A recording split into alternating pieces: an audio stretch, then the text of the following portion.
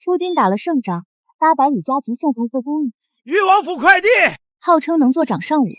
那姑娘整日在我面前耀武扬威，我眼含同情。你对她的狗一无所知。后来夫君回来了，专门给姑娘打造了跳舞的黄金台。娘子快看，我送你的8音盒。我的夫君陆燕是全京城最靓的崽儿，出了名的宠妻狂魔。7岁那年，平安侯家的世子跟我吵架，真当天上能掉馅饼。陆燕立马买空了一条街的馅饼，追着往世子脑袋上扔，空中飞饼，导致平安侯世子从此患了馅饼恐惧症。9岁那年，陆燕他哥选太子妃，只因中间摻了一张我的畫像，陸燕骑在他哥脖子上奮力拔对方腦袋，導致當年的太子，如今的皇上看見他就條件反射捂緊自己的龍頭。15歲那年，我嫁給了陸燕，沒過幾個月就有人想給他送側妃，畢竟是皇上的親弟弟，一人之下萬人之上的誉王殿下，哪怕變態了一點兒，那也完全可以接受。誰知道陸燕當場就以沒我娘子才藝多，沒我娘子頭髮多，沒我娘子吃的多，將人從頭到腳挑剔了一個遍。最後姑娘們紛紛表示，嫁給狗都不嫁給陸燕。而作為陸燕唯一的王妃，被她放在心尖子上的我，卻偏偏對她不冷不熱。所有人都說我鐵石心腸，可陸燕卻毫不在意，一如既往地把我寵上了天。其實哪有什麼鐵石心腸，不過是不敢動心罷了。從一開始我就知道自己穿到了一本小說裡，問題是這本小說我剛特麼看了一個簡介，後面要充會員才能看，而我為了省9.9的會員費，沒有充，所以我只知道這是一本大女主小說，主角沈西文會在男主陸燕死後成為一個富可敵國的女商人。我不知道陸燕什麼時候怎麼死。大婚當天，我試圖改變事情發展，結果卻以陸妍學了3天鴨子叫而告終。而當我想告訴陸燕她的結局，讓她凡事小心時，又會被消音。這個設定簡直比陸燕還狗。自此我不敢再輕舉妄動，只得暗暗告誡自己不要動心。直到今天，陸燕的貼身侍衛陸一風塵僕僕地進京了。王妃，這是蓮兒姑娘，王爺命我800里加急送她回來，囑咐您務必小心安置。這就是王妃，哼，以後就是姐妹了，何必見外？今日便不給您行禮了。什麼阿貓阿狗也配跟王妃稱兄道弟？不是稱姐道妹？好好的立威場景變成了大型丟臉現場。你敢打我？等王爺回來，我就讓他發賣了你。王爺最喜我的掌上舞，當時看的眼睛都直了。哼，怎麼個直法？你給我展開說說。陸一聽不下去了，火速逃離了現場，並在心裡為自家主子點起了一根蠟燭。不出一個時辰，全京城就傳遍了。哎，聽說了嗎？誉王殿下800里加急送回來一個姑娘，真的假的？這下好了，那位鐵石心腸的誉王妃終於要失寵了。可不是嘛，我早就說，男人哪有不貪新鮮的。王妃您別生氣。我哪裡有生氣？我根本沒有生氣啊。雙重否定表肯定，而且你已經啃了3個肘子了，說好的吃齋祈福呢？佛祖吃飯我上肉，誰都別活。第二天一早，皇上火速召我進宮。朕聽說阿燕送回來一個姑娘，你別生氣啊。什麼？皇上我聽不清，咱倆能湊近點交流嗎？不行啊，你別過來，朕害怕，可千萬別讓阿燕知道咱倆私會啊。最後我倆喊得嗓子眼冒煙，我才聽出來皇上的言外之意。陸燕雖然不是個東西，但是你千萬別斷了前方將士們的糧食。是的，書中的沈西文有驚人的經商天賦，我完美的繼承了這一點。時至今日，整個大昌半數的商人都在我手底下討生活，而我也早與皇上達成了共識。我為大昌出錢出糧，皇上為我經商提供便利，並賜予皇商之稱。知情人只有皇上以及我的幾個心腹，甚至連陸燕都不知道。這眾所周知，咱們大昌有一個地位崇高的皇商，但卻無人知曉是誰。其實只是出於某種直覺，我想保護陸燕遠離一切危險。蓮兒不知道從哪裡打聽到，我和陸燕根本沒有圓房。從那以後，她更囂張了。哎呦，我說王爺看我的眼神怎麼那麼如飢似渴呢？哎，王妃又如何？還不是留不住王爺的心。王爺定會立我為側妃，以後與我日日笙歌。廢話別多說，才藝你先來一波。蓮兒似乎很喜歡炫耀她的掌上舞，一言不合就要來一波才藝表演。有一說一，她跳得還挺不錯的，起碼我能一邊欣賞她跳舞，一邊咔咔炫肘子。蓮兒跳不下去了，蓮兒很生氣。你能再跳一會兒嗎？還有2個肘子沒啃完。你敢拿我當消遣？等王爺回來，我讓他……等他回來，你就會知道，我可能不是人，但他是真的狗。終於，在我炫完66個肘子以後，陸燕風塵僕僕地歸來了。陸燕，你立下如此大功，想要什麼獎賞，儘管說。臣弟想要個黃金打造的台子，那麼大個的，讓別人在上面跳舞用的。准了。傳朕旨意，5日後在宮中設宴，慶祝誉王陸延大獲全勝。不是演習，王妃真的要失寵了。京城再一次沸騰了。听說了吗？誉王殿下傾盡所有戰功，只為給新歡換一個跳舞用的金台。娘子，我回來了。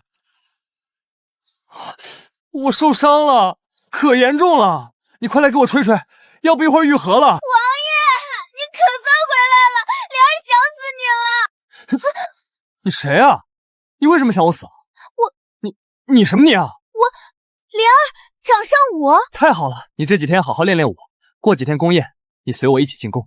真的？於是京中再次瘋傳，誉王殿下要帶新歡進宮了。王妃失寵實錘。轉眼就到了宮宴那天，苦練了5天掌上舞的蓮兒一臉鬥志昂揚的隨我們進了宮。宮裡最顯眼的無疑就是那麼大個的黃金台了，明晃晃矗立在宮殿正中間。蓮兒得意之下，趁陸燕沒注意，低聲挑釁道：“你可小心自己的王妃之位，最後變成了我的囊中之物。王爺願用全部戰功為我換一個金台，可見我在他的心裡有多重要。”今日設宴，一是為了慶祝誉王陸燕大敗敵軍，凱旋歸來，護我大昌邊境安寧；二是為了迎接遠道而來的友邦燕國國主。大家紛紛行禮，只有我注意到燕國國主的目光一開始就落在了我的身上，從未移開。一片寂靜中，陸燕突然啪的把酒杯一放，對着燕國國主怒目而視。瞬間，所有人的目光都聚集過來，不明白這位又在做什麼妖。皇上浮誇的哈哈哈，試圖緩解氣氛。這不是你之前想要的黃金桃嗎？喏，可給你了啊！陸燕臉色稍緩，蓮兒去跳舞。蓮兒可算逮到了表現機會，迫不及待的一個箭步衝上了黃金台，開始翩翩起舞。就在大家安靜欣賞的時候，陸燕抓着我的手一通猛晃，我不解地看向他：“娘子，快看，我送你的八音盒。”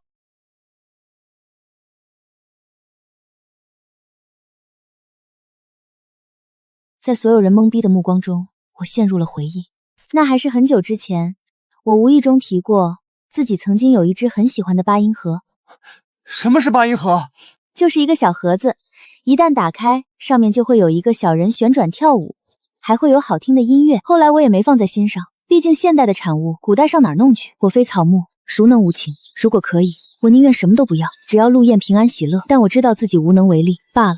如果真有那一日，就隨他一起去吧。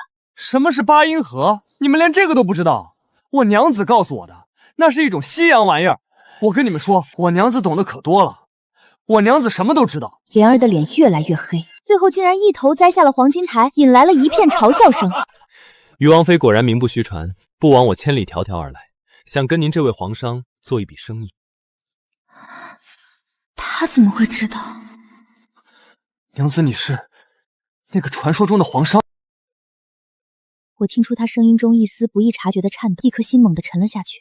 我忍不住看向陸燕，她的眼神滿是震驚。我沉默不語，任誰知道自己寵上天的娘子隱瞞了自己這麼大的事，想必也忍不了。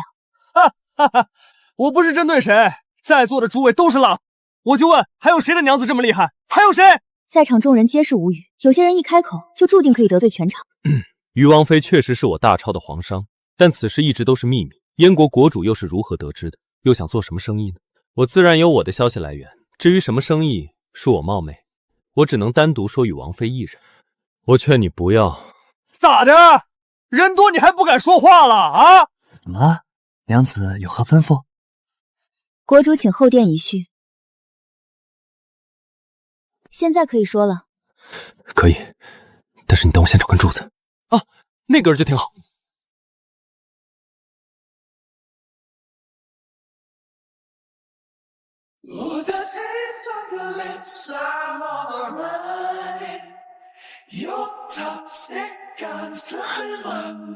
但我不理解且大为震驚，甚至很想夺路而逃。救命啊！这本書自上而下沒一個正常人。媽的，這個狗設定！長話短說，要不一會兒我還得來一段。我知道你是傳書的，我也是，而且我是作者。別動手！你打死我，陸燕就死定了。事情就是這樣。原來這本書的作者因為把男主寫死了，收到了600多個讀者寄來的刀片，隨後他很巧的摔倒了，又很巧的摔到了刀片上，所以很巧的嘎了。系統給了他一個機會，將劇情扭轉，讓男主活下去。也是系統告訴我，你也是傳書的，於是我找你，就是想商量一下對策。我只有一個問題，鋼管舞是什麼情況？系統讓我在這3個角色裡面挑一個穿越，說3句話以上必須跳一段鋼管舞的燕国国主，每天必須吃鼻屎，不然会嘎的神医，一辈子会被蟑螂追杀的刺客。道理我都懂，但是你写书的时候觉得这合理吗？我写到一半中彩票了，所以你懂的。正因为如此，你得跟我合作，我得回原来的世界花我的钱。这个钢管舞我是一天都跳不下去了。按剧情，那天清晨我会去京郊的寺院上香，路遇一伙杀手，因为撞破了他们的計劃，我被劫持了，而陆燕正是為救我而死。於是那天只要我們在家苟到正午就可以了。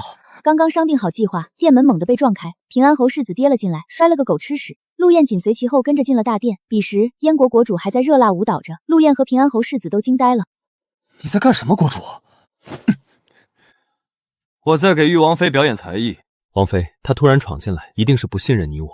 一直聽聞玉王寵妻，今日一看，不過如此。我不是，我沒有，你別瞎說。娘子，她一定是在報復剛才我說她的事，你不要信她。隨後陸燕環視左右，試圖編一個合理的借口，最終他的目光落在了平安侯世子身上。是平安侯世子，他說新月國主非要來看看，我怎麼攔也攔不住。娘子，可不賴我喲。啊，我嗎？就在我和燕國國主商議的短短時間裡，我就是傳聞中的皇商，這一消息已經長着翅膀一般傳遍了整個京城，並且還在不斷向外擴散。估計過不了多久，整個大倉的人都要知道了。怪不得玉王往死裡寵啊，王妃真是了不得，而且人家知道的還多，連西洋的事都知道。之前還以為玉王變心了，現在一看區區舞女，哪裡比得上王妃？這簡直就是活財神，要是我娘子，我也得給她供起來。作為當事人的我，陸燕、蓮兒坐在回王府的馬車上，兢兢業業地保持着沉默。蓮兒看向我的目光帶着明顯的嫉妒與憤恨。王爺，你相信愛情嗎？喝了酒就下去走路，吐車上200兩銀子，謝謝。怎麼我瞧着夫君不太高興？原來的我可不會這麼溫柔對他，更沒有叫過他夫君。那時我一心告誡自己不要動心。他們都說娘子會賺錢，所以我才對你好。可是他們不知道，娘子不只會賺錢，娘子哪裡都好。我不喜歡他們這麼說，對我也可好可好。我哪有那麼好？一直都是你對我好。胡說！我娘子就是最好的，我娘子拉屎都是香的。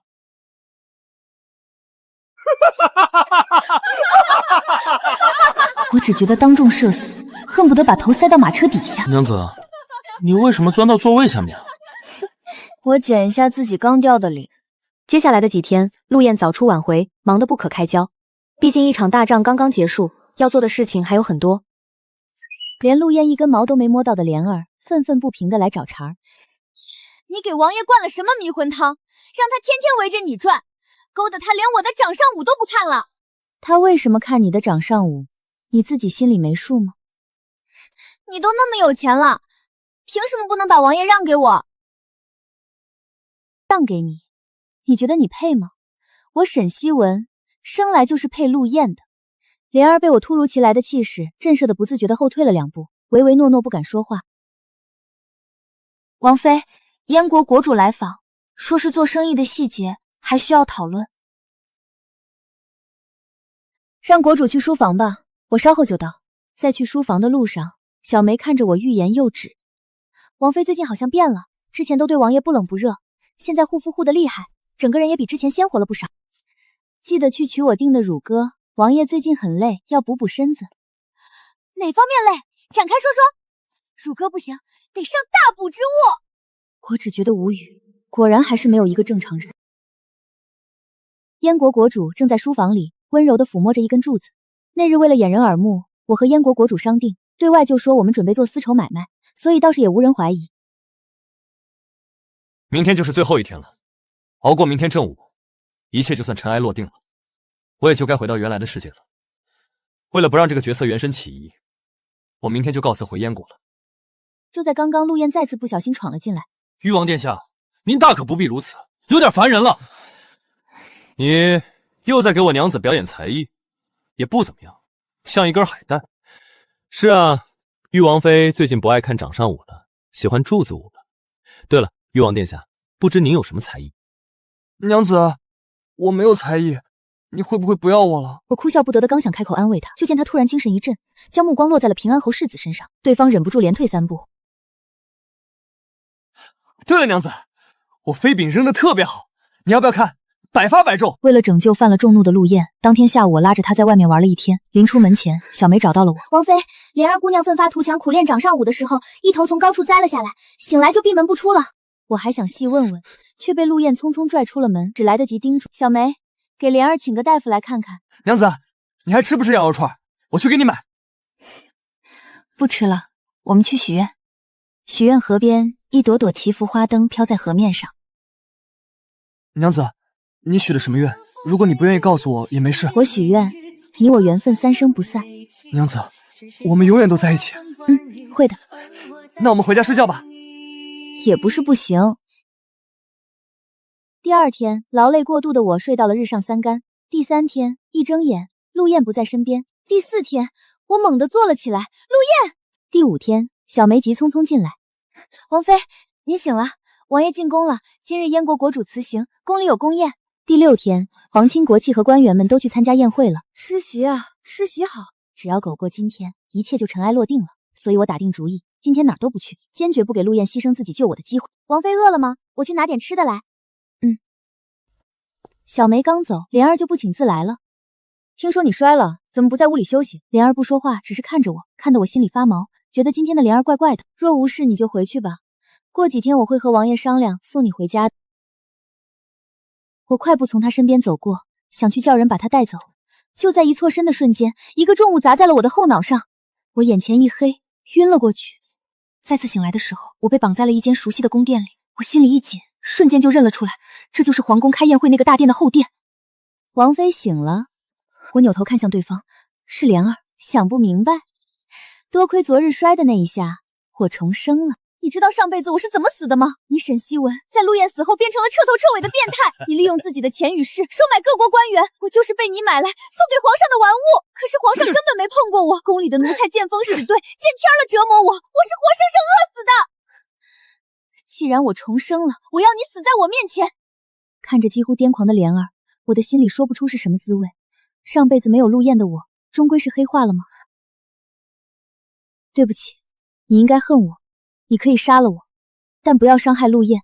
蓮兒指着安放在殿內的黃金台，冷冷地笑了。不夠，我要你們2個都死在我眼前。多虧我上輩子對皇宮的路線了如指掌，這才發現了一條前朝的密道，從宮外通往這個大殿。我正是通過密道把你弄進宮裡，現在整個大殿周圍都是火油，只要一點點火星就能燃掉整個大殿。王妃，你會喊疼嗎？如果你喊了，陸燕一定會來救你的吧。火光墜下，連成火海，我眼睜睜地看着火焰在我面前肆虐蔓延，在心裡暗暗告誡自己，忍住，不能喊疼，絕不能。我安慰自己，無妨，宮裡有水龍，前殿應該不算嚴重，等所有人撤出去，陸燕也會跟着走，她會活下去，這一世她會平安喜樂，我會在天上看着她。火勢蔓延極快，很快就燒到了我的眼前，我閉上眼睛準備迎接死亡。就在下一瞬，大殿的門突然被踹開，一個焦急的聲音傳來，我猛地睜開眼睛，怎麼會？娘子，你走，別進來！但是已經晚了，那個熟悉的身影穿過重重火光，不顧一切地趕到了我的身邊。娘子，沒事了，我帶你出去。你走吧，活下去。宮裡赴宴不能帶兵刃，蓮兒用來綁我的卻是鐵鏈。陸燕努力了半天，終於漲紅着臉，徒手將鐵鏈扯斷，但她此時也有些脫力了。我倆互相搀扶着向殿外跑去，就在即將到達大門的時候，突然一根燃燒的橫梁砸了下來，徑直朝我們落下。娘子小心！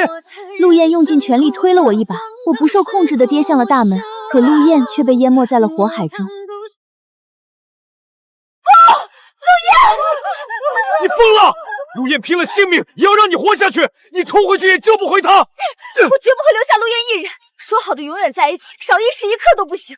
他就算燒成了一把骨頭一捧灰，我也要跟他在一起。就在我馬上就要衝進大殿的一瞬間，殿內一個圓圓的東西突然朝我滾了過來，我條件反射的趕緊往旁邊一讓，就見這玩意兒咻的從我身邊滾過，飛快。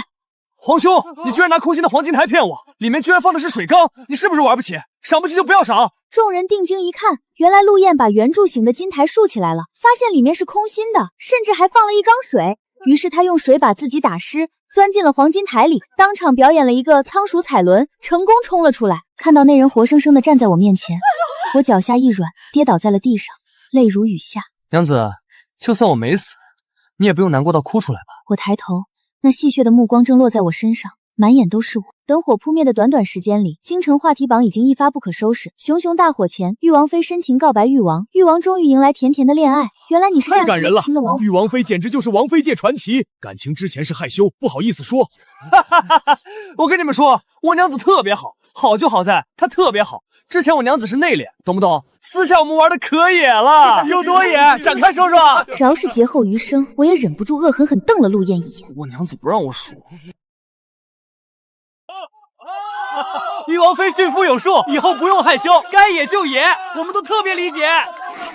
我只覺得無語，誰能告訴我，為什麼塵埃落定以後，書裡還是一個正常人都沒有？蓮兒當時見我死活不出聲，於是跑去前殿告訴陸燕，我被困在了火海中。後來眼見報仇無望，她服毒自盡了。其實我本想送她回家，告訴她不怪她，上輩子是我不對，這輩子我身邊有陸燕，我不會成為上輩子冷血無情的模樣。燕國國主完成了系統的任務，心滿意足的回去花他的巨款了。如果說一個人想改變劇情，只是蝴蝶輕輕扇動翅膀，產生不了作用。但是我燕國國主蓮兒三個人跟三只大撲棱蛾似的，在這個世界玩命互扇翅膀，已經產生了蝴蝶效應。我們分析出三人的舉動導致劇情崩壞，發生意外，這才有了後面一系列的事情。所幸結局是好的，我和陸燕終歸得以相守。自從塵埃落定以後，皇上第一次召我進宮。不能管管你夫君，他太不像話了，已經有10幾個官員找朕告狀了，不帶你們這麼欺負人的。原來在我忙着調整生意的這段時間，陸燕在整個京城上蹿下跳，家裡有3房小妾的上書建議他不要慣着我。他哼了一聲道：老登，什麼檔次這麼跟我說話？新娶了世子妃的平安侯世子精心策劃路線，就為了繞着路沿走。你知道嗎？我娘子親手做的餡餅特別好吃。新平安侯世子滿臉錯愕，最後是拿豆腐渣攻城，糊弄陸燕的皇上本皇也成功中槍。陸燕特意求見皇後，頗為心激道：今年的雪真大呀，讓臣弟想起來小時候那場大雪了。那次下完大雪，您和皇兄在雪地裡打雪仗，最後皇兄慘敗，被灌了一脖子血。回來就跟臣妹說，這姑娘還怪兇的嘞，以後堅決不能娶這樣的。皇兄還立日要娶一個溫柔賢淑的娘子。皇后笑盈盈的點頭，表示自己完全不介意，轉頭就做了一盆放了1斤鹽、2斤辣椒的桂花糕，溫柔賢淑的盯着皇上吃完了。回到王府，陸燕正在院子裡給我修秋千。娘子，你回來了。你最近好忙，都沒時間陪我。忙完了，以後都不會這麼忙了。我把生意分權下放，皇上也派了人協助我。以後我只需要每個月花1、2天，大概處理一些事情就可以了。是為了陪我嗎？我不要你為了我改變自己，你喜歡什麼就去做什麼。替大康賺錢是我的責任，你才是我心中唯一所愛。你不是說想去看大好河山嗎？以後我們就縱馬江湖，一起看遍世間。啊！縱馬改天再說，我突然有點困了。也不是不行。陸燕的步子邁得又急又穩，帶着風把廊下掛着的兔子燈吹得輕輕晃悠。我被她打橫抱在懷裡，臉頰貼在她帶着松五香的衣襟上，還能聽見她胸腔裡震得慌的笑，活像只偷到了蜜的傻狗。陸言，你放我下來，大白天的，下人們都看着呢。看就看，我抱我自己娘子，天經地義。他腳步半點沒停，直接踹開了寢殿的門，用腳後跟輕輕一帶，把門摔得嚴嚴實實，連個縫都沒給外面探頭探腦的小梅留。我被他放在鋪着軟絨的床榻上，剛撐着胳膊想坐起來，這人就俯身壓了下來，胳膊撐在我身側，把我圈在他的影子裡，一臉委屈巴巴的樣子，跟剛才那個風風火火的樣子判若兩人。娘子，你之前都不肯對我笑，不肯叫我夫君，不肯靠在我肩上，現在怎麼都肯了？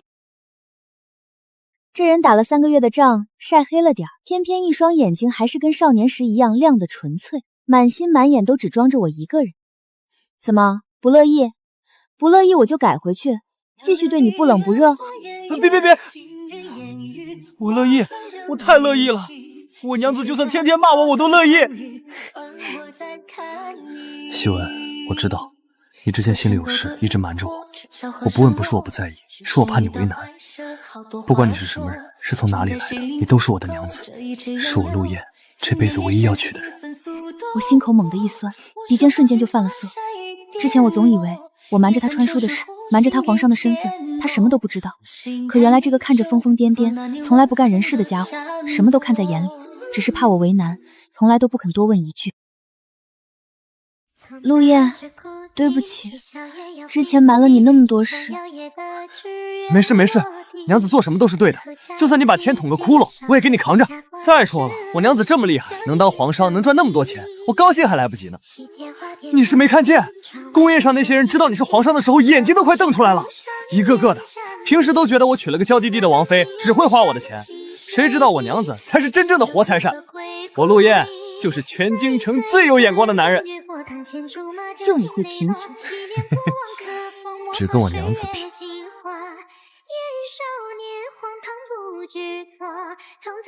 鬧了大半宿，第二天我醒的時候，日頭已經曬到了床榻邊的窗欞上，身邊的位置已經空了，但是還留着餘溫。我剛撐着胳膊坐起來，就聽見外間傳來陸燕咋咋呼呼的。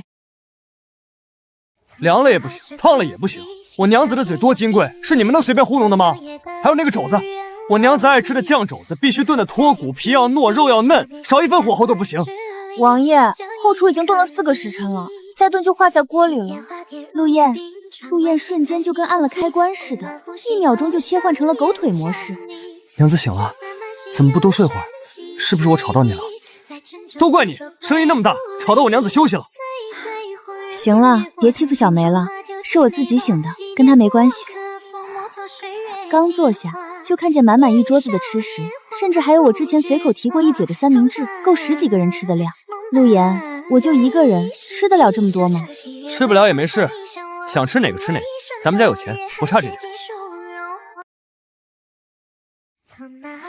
好吃嗎？好吃，你也吃。我娘子餵的就是天底下最好吃的東西。我被他鬧得臉頰發燙，就看到小梅一臉為難地站在門口，欲言又止。怎麼了？王妃，平安侯世子來了，說想要求見王爺和王妃。他來幹什麼？不見，就說我跟我娘子用早餐呢，沒空搭理他。可是世子說您不見他，他就不起來。世子今日上門，不知有何貴幹？玉王殿下，玉王妃，今日上門，一是給殿下和王妃賠個不是，前幾日宮宴和書房的事，是我唐突了，還望殿下和王妃恕罪。哦，就這。二是聽聞王妃愛吃城南那家老字號的餡餅，我特意讓人一早去排隊，買了剛出爐的，給王妃送過來嘗嘗。這話一出，陸燕的臉瞬間就黑了。你什麼意思？想給我娘子送餡餅？安的什麼心？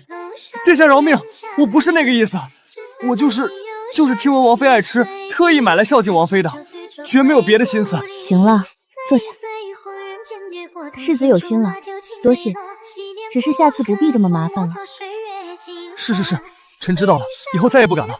臣告退。娘子，你看他居然敢給你送餡餅，他就是對你圖謀不軌。人家就是賠個禮，你想什麼呢？再說了，我是你的王妃，誰還能搶得走？陸燕瞬間就消氣了。那是，我娘子只能是我的。娘子，你之前說要跟我一起縱馬江湖，看遍大好山川，是不是真的？當然是真的。怎麼，你不想去？想，我太想了。我早就不想在這京城待着，天天上朝聽那些老御史叨叨叨，煩都煩死。還有我那個皇兄，天天找我麻煩。我早就想帶着你出去玩了。我們先去江南，你之前不是說江南的水鄉好看嗎？還有江南的糕點，桂花糕、定勝糕都好吃得很。然後我們再去塞北，我打仗的時候去過，塞北的草原一望無際，起碼跑上一天都跑不到頭，晚上還能看星星，比京城的亮多了。還有蜀地的山水好看，還有辣辣的火鍋，你之前不是說想吃嗎？我們都去，都玩個遍。之前我因為怕他出事，一直縮在殼裡，不敢回應他的感情。現在塵埃落定，我也該好好陪着他，做他想做的事，去他想去的地方。好，都聽你的，你想去哪兒，我們就去哪兒。我娘子最好了，天底下最好的娘子。皇上駕到！我皇兄怎麼又來了？真是掃興！我剛跟我娘子規劃好出去玩的事，他就來搗亂。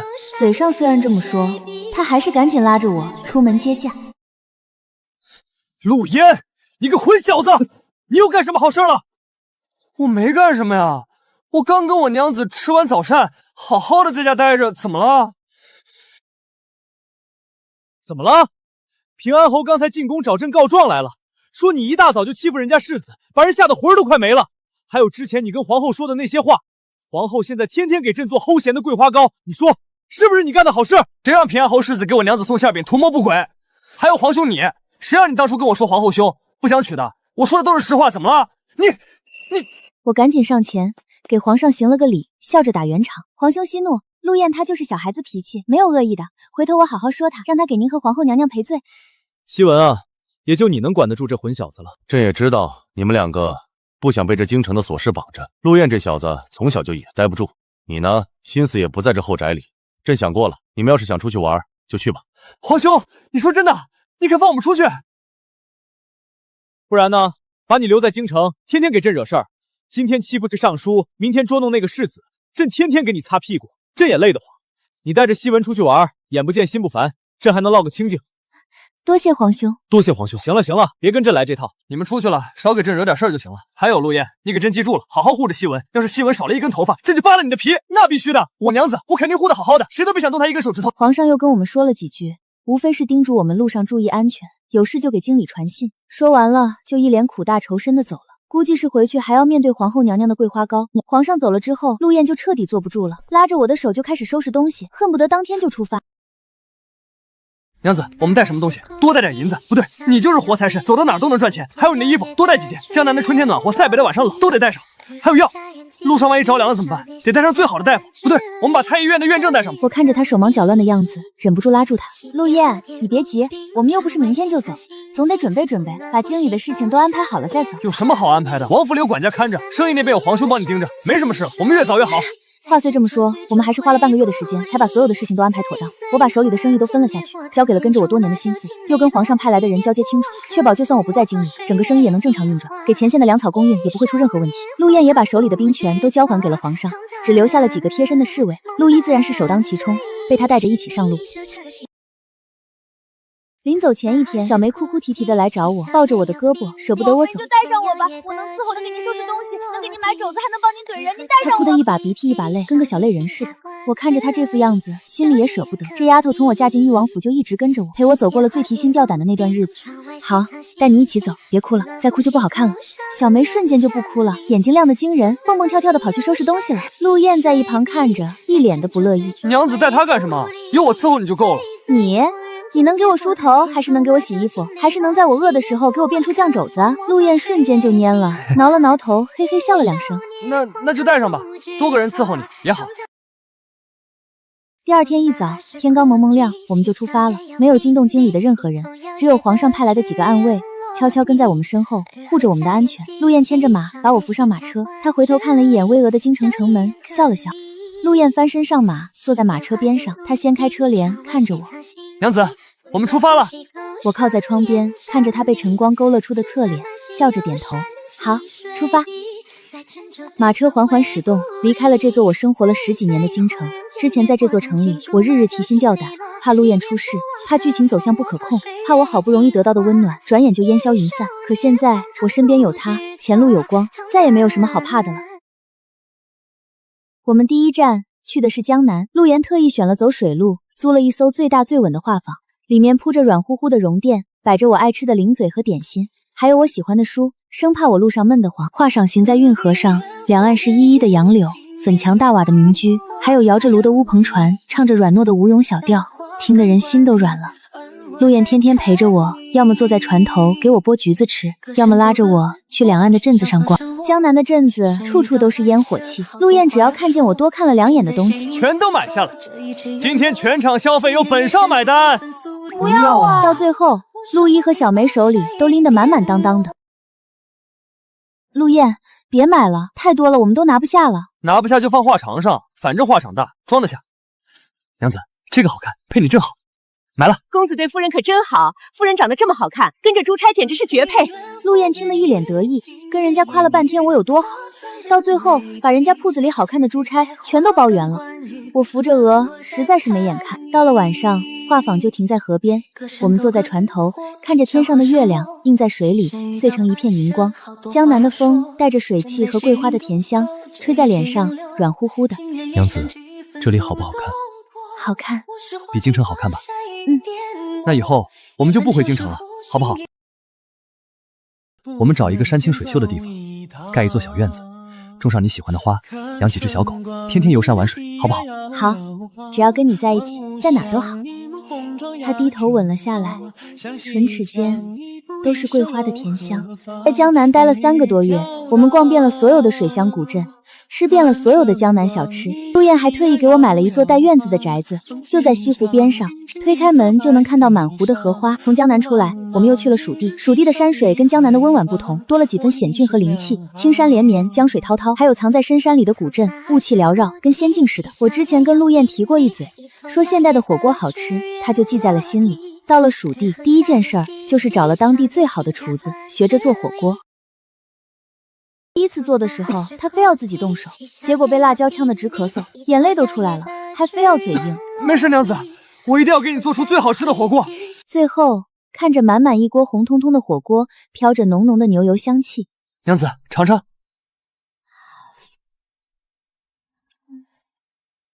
好吃，你也嘗嘗。他張嘴吃了下去，結果被辣得齜牙咧嘴，猛灌了好幾口茶水。我就說，我做的肯定好吃。在蜀度待了2個多月，我們爬了峨眉山，看了樂山大佛，陸妍還學會了做當地的小吃，天天變着花樣給我做吃的，把我養得胖了不少。從蜀地出來，我們又去了塞北。陸燕之前在這裡打了勝仗，對這裡熟得很。塞北的草原望無際，風吹過，草浪發滾，像一片綠色的海。天很藍，雲很低，仿佛伸手就能碰到。陸燕給我挑了一匹最溫順的白馬，她自己騎着一匹黑馬，牽着我的馬逕，慢慢走在草原上。娘子，敢不敢跟我比一場？比就比，誰怕誰？陸燕催馬追了上來，2匹馬在草原上奔跑，風在耳邊呼嘯。草原的風帶着青草和泥土的氣息，吹得人心裡敞亮。好累了，我們就躺在草地上，看着天上的雲慢悠悠地飄着。娘子，你看那朵雲像不像小時候夫子被我气到爆炸的鬍子？本想感性一把的我頓時哽住，是很像。陸燕，純魔玩來的。我們在塞北待了很久，看了草原的日出日落，參加了牧民的那達慕大會。陸燕加油！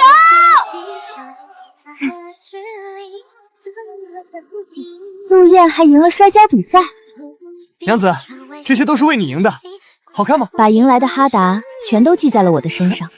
日子就這麼一天天過去，我們在塞北草原深處扎下了根。白氈房挨着蜿蜒的小河，把京城的勾心鬥角都隔在了千里之外。清晨，我被羊圈的咩叫聲吵醒，披了件外衫走出去，正見到陸燕蹲在羊圈裡，被一隻調皮的小羊羔頂得連連後退。你這小東西，再頂我就把你烤了吃！玉王殿下什麼時候跟一隻小羊置氣了？剛才是誰說要給我擠最新鮮的羊奶的？娘子醒了，這羊太不聽話了。等我收拾完它，馬上給你煮羊奶沖酥牛茶。果然這家養的比格還是比不過外面的獵犬，你說是不是啊，小羊羔？正午日頭最盛時，他拉着我躲進胡桑樹的濃蔭裡，變戲法似的掏出一大把剛摘的格桑花。你看我編的花環，娘子戴這個真好看。等會兒我要讓所有牧民都看看，我娘子比草原上所有的花都好看。這年冬天，我們回到了京城，離開的時候還是初春，回來的時候已經是漫天飛雪了。裕王府還是老樣子，管家把府裡打理得井井有條，就等着我們回來。剛回府沒幾天，皇上就來了。一進門就看見陸燕正蹲在院子裡給我堆雪人，雪人堆得歪歪扭扭的，鼻子是用胡蘿蔔做的，眼睛是用黑炭畫的，醜得不行。他卻一臉得意跟我炫耀：“你小子出去了1年，還是這副沒正形的樣子。”哈哈哈。我給我娘子堆雪人，關你什麼事？